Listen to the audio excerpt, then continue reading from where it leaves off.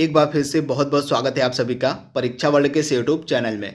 दोस्तों, हम जो आधुनिक भारत के इतिहास के लिए प्रीवियस ईयर क्वेश्चंस का सेट शुरू किए हैं, उसका जो पार्ट 5 है यानी कि भाग 5 है, उसको आज हम कंप्लीट करेंगे। तो चलिए वीडियो को शुरू करते हैं और देख लेते हैं कि आज का हमारा जो भाग 5 है प्रीवियस ईयर क्वेश्चंस का, इसमें हमने कौन कौन से महत्वपूर्ण आधुनिक भारत के इतिहास के प्रश्नों को सम्मिलित किया हुआ है। तो चलिए वीडियो को शुरू करते हैं। पहला प्रश्न आपकी स्क्रीन पर है जो कि काफी इंपॉर्टेंट प्रश्न है।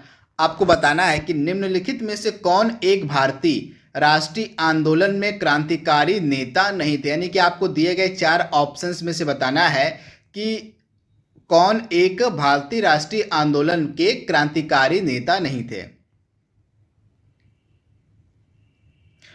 तो पहले प्रश्न का हमारा राइट आंसर क्या हो जाएगा? गोपाल कृष्ण गोखले यह एक क्रांतिकारी नेता नहीं थे। तो ऑप्शन आपका डी बिल्कुल सही हो जाएगा। गोपाल कृष्ण गोखले जो थे यह जो है एक क्रांतिकारी नेता नहीं थे। बाकी तीनों लोग जो थे, चंद्रशेखर आजाद, भगत सिंह, सूर्य सेन, ये तीनों लोग जो है क्रांतिकारी नेता थे, लेकिन गोपाल कृष्ण गोखले जो है क्रांतिकारी नेता नहीं थे। तो आप इसे ध्यान दीजिएगा। वहीं जो गोपाल कृष्ण गोखले थे ये महात्मा गांधी के राजनीतिक गुरु थे। इसके अलावा गोपाल कृष्ण गोखले ने 1905 का जो बनारस अधिवेशन हुआ था उसकी अध्यक्षता भी की थी। कांग्रेस का जो 1905 का बनारस अधिवेशन हुआ था उसकी अध्यक्षता भी गोपाल कृष्ण गोखले के द्वारा की गई थी। तो ये सारी चीजें आपको याद रखनी है। अगला प्रश्न आपकी स्क्रीन पर है, आप देख रहे हैं। यहाँ पे आपको बताना है कि अपराधियों के रूप में नहीं बल्कि राजनीतिक बंदियों के रूप में इलाज की मांग करते हुए किस क्रांतिकारी की जेल में 64 दिन उपवास के बाद मृत्यु हो गई। यानी कि आपको सिंपली बताना है कि दिए गए ऑप्शंस में से वह कौन से क्रांतिकारी थे जिनकी अनशन यानी कि उपवास के कारण 64 दिन के बाद मृत्यु हो गई थी। आपको सिंपली बताना है। तो इनका नाम था जतिन दास। ऑप्शन जो आपका जो है ए बिल्कुल सही हो जाएगा। जतिन दास जो थे, इन्होंने जो है ब्रिटिश गवर्नमेंट से मांग की थी कि इनको जो है राजनीतिक बंदी का दर्जा दिया जाए। तो राजनीतिक बंदी का दर्जा दिए जाने के लिए जो है ये अनशन पर थे और अनशन करते हुए जो है 64 दिनों के बाद जो है यानी कि 64वें दिन, इनको 64वें दिन, एग्जैक्ट 64वें दिन इनकी जो है मृत्यु हो गई थी। तो इसे भी आप याद रखिएगा। तथा डेट क्या थी? डेट आप याद रखिएगा 13 सितंबर 1929 की। डेट इंपॉर्टेंट है। 13 सितंबर 1929 को जो है जतिन दास की जो है अनशन के 64वें दिन मृत्यु हो गई थी। तो आप इसे याद रखिएगा। इनकी मांग क्या थी? इनकी मांग थी कि इनको जो है राजनीतिक बंदी का दर्जा दिया जाए। तो इसे भी आप ध्यान दीजिएगा, वेरी वेरी इंपॉर्टेंट था। जेल में अनशन करते हुए जो है 64वें दिन इनकी मृत्यु हो गई थी 13 सितंबर 1929 को। तो आप इसे ध्यान दीजिएगा। अगला प्रश्न यहाँ पे हमारा है, क्या कह रहा है देख लीजिए। गदर आंदोलन के नेता आपसे पूछे जा रहे हैं कौन थे।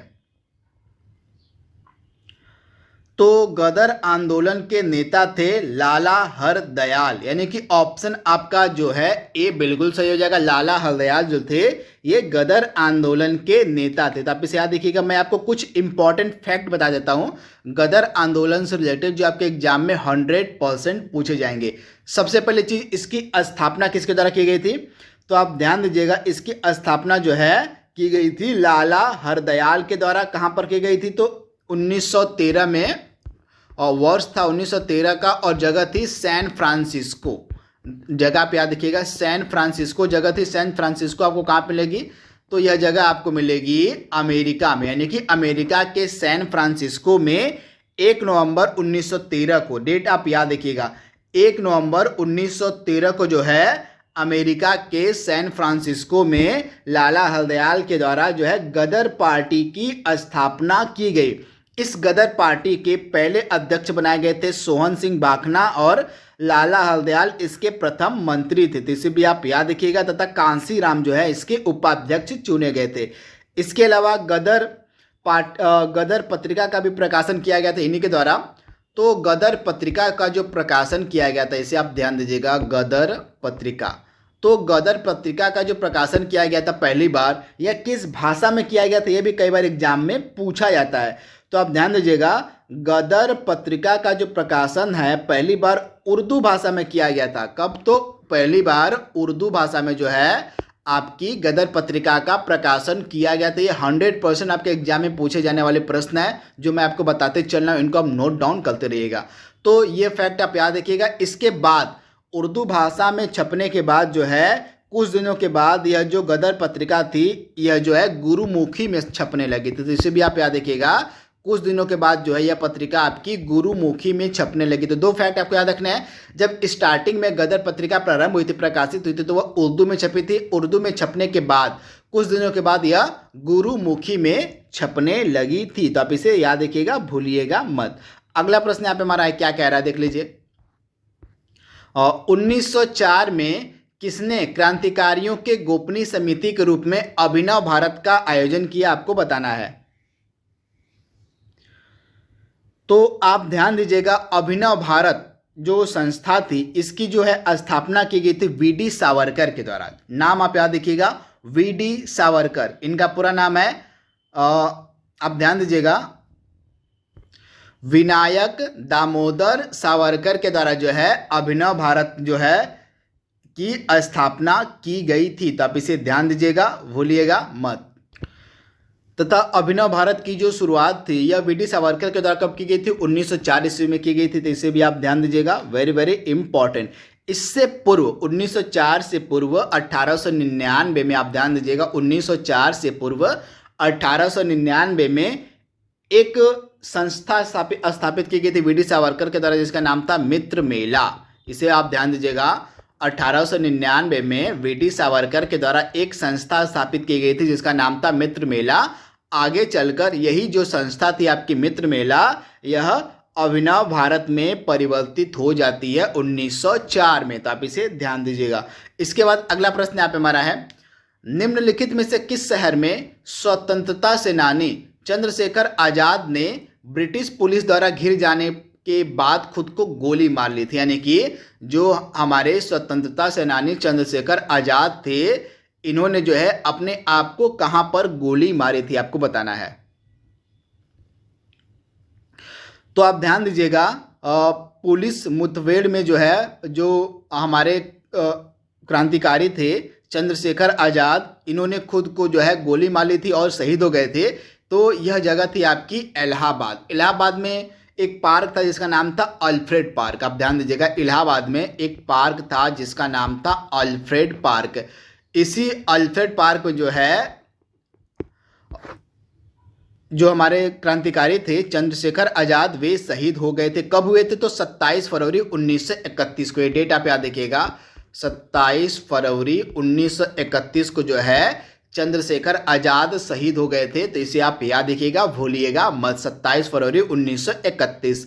अगला प्रश्न यहाँ पे हमारा क्या कह रहा है देख लीजिए, निम्नलिखित में से किस क्रांतिकारी के द्वारा द फिलॉसफी ऑफ बॉम्ब नामक लेख लिखा गया? तो द फिलॉसफी ऑफ बम को लिखा गया था किसके द्वारा? तो भगवती चरण वोहरा के द्वारा। किसके द्वारा? तो भगवती चरण वोहरा, यानी कि ऑप्शन जो आपका बी है बिल्कुल सही हो जाएगा, भगवती चरण वोहरा। अगला प्रश्न यहाँ पे हमारा है, 1908 में खुदीराम बोस और प्रफुल्ल चाकी ने मुजफ्फरपुर के किस ब्रिटिश जज को मारने का असफल प्रयास किया था? सुपर इंपॉर्टेंट प्रश्न, आपको बताना है। तो इस मुजफ्फरपुर के ब्रिटिश जज का नाम था किंग्सफोर्ड। क्या नाम था? किंग्सफोर्ड। तो इस ब्रिटिश जज को मारने का जो असफल प्रयास था किया गया था खुदीराम बोस और प्रफुल्ल चाकी के द्वारा 1908 ईस्वी में। इसके उपरांत जो है, इस घटना के उपरांत प्रफुल्ल चाकी जो थे इन्होंने खुद को गोली मार ली थी और वह शहीद हो गए थे। इसके बाद जो खुदीराम बोस थे इनको जो है ब्रिटिश सरकार ने फांसी की सजा दे दी थी। तो इसे भी आप ध्यान दीजिएगा, भूलिएगा मत। अगला प्रश्न यहाँ पे हमारा है, मुक्त समाज की स्थापना किसके द्वारा की गई थी? आपको बताना है। तो इस प्रश्न का हमारा राइट आंसर क्या हो जाएगा? जल्दी से जवाब दीजिए आप इसका। तो यहाँ पे मुक्त भारत समाज की बात हो रही है। तो मुक्त भारत समाज की जो स्थापना की गई थी और विनायक दामोदर सावरकर के थे यहाँ पे, यानी कि वीर सावरकर आपका राइट आंसर हो जाएगा। इन्हीं के द्वारा जो है मुक्त भारत समाज की स्थापना की गई थी। तो आप इसे याद रखिएगा, ऑप्शन आपका जो बी है 100% सही है। अगला प्रश्न यहाँ पे हमारा क्या कह रहा है, देख लीजिए। यहाँ पे आपको घटनाएं एक तरफ दी गई हैं और एक तरफ उनसे संबंधित व्यक्ति दिए गए हैं, तो इसको आपको सही सुमेलित करना है। तो आइए देख लेते हैं इसको। तो सबसे पहले हम बात करेंगे राम प्रसाद बिस्मिल की। तो राम प्रसाद बिस्मिल का जो नाम है निम्नलिखित में से किस घटना से जुड़ा हुआ है आपको बताना है। तो आप ध्यान दीजिएगा, राम प्रसाद बिस्मिल का नाम जुड़ा हुआ है काकोरी षड्यंत्र मामले से, यानी कि आपका एक है, यानी कि पहला का हो जाएगा 2, यानी कि काकोरी षड्यंत्र मामले से नाम जुड़ा है आपका राम प्रसाद बिस्मिल का। तो इसे आप ध्यान दीजिएगा। इसके बाद दूसरा ऑप्शन हमारा है सूर्यसेन का। तो सूर्यसेन का नाम किससे जुड़ा है, तो चटगांव शस्त्रागार छापा से, यानी कि आपका जो सी यानी कि आपका जो बी है इसका हो जाएगा 3 हो जाएगा। इसके बाद अरविंदो घोष का नाम किससे जुड़ा है, अलीपुर बम मामले से। तो इसे आप ध्यान दीजिएगा, अरविंद घोष का जो नाम है यह जुड़ा है अलीपुर बम मामले से। तो आपका जो सी है इसका क्या हो जाएगा, 4 हो जाएगा। और भगत सिंह का नाम जुड़ा है लाहौर षड्यंत्र केस से, किससे, तो लाहौर षड्यंत्र केस से जो है भगत सिंह का नाम जुड़ा है। तो ऑप्शन आपका जो डी है इसका क्या हो जाएगा, आपका ए हो जाएगा। तो इस प्रकार से ये सही सुमेलित हो गया, इसको आप देख लीजिए। तथा मैं आपको इन सभी घटनाओं के बारे में थोड़ी थोड़ी इंफॉर्मेशन भी दे देता हूं।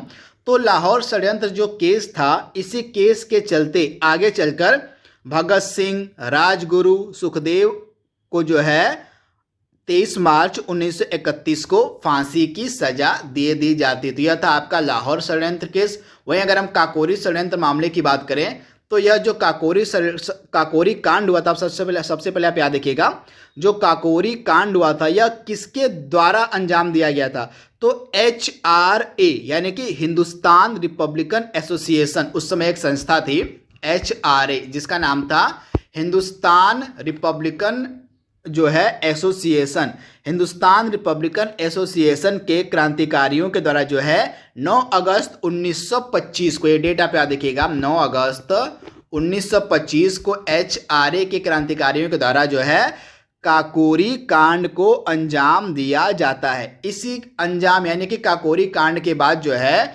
कौन कौन जो क्रांतिकारी थे उनका नाम आप याद रखिएगा, अशफाकुल्ला खान, राम प्रसाद बिस्मिल, रोशन सिंह, राजेंद्र लाहिड़ी को जो है फांसी की सजा दे दी जाती है आपकी काकोरी षड्यंत्र मामले के अंतर्गत। इसे भी आप याद रखिएगा। वहीं अगर हम तीसरे ऑप्शन की बात करें, चटगांव शस्त्रागार छापा, तो यह भी काफी इंपॉर्टेंट है। तो जो चटगांव शस्त्रागार छापा था यह कब हुआ था, 1930 ईस्वी में। ये डेट आप याद रखिएगा, 1930 ईस्वी में जो है सूर्यसेन के द्वारा, जिनको हम मास्टर दा के नाम से भी जानते हैं, इसे आप ध्यान दीजिएगा, सूर्यसेन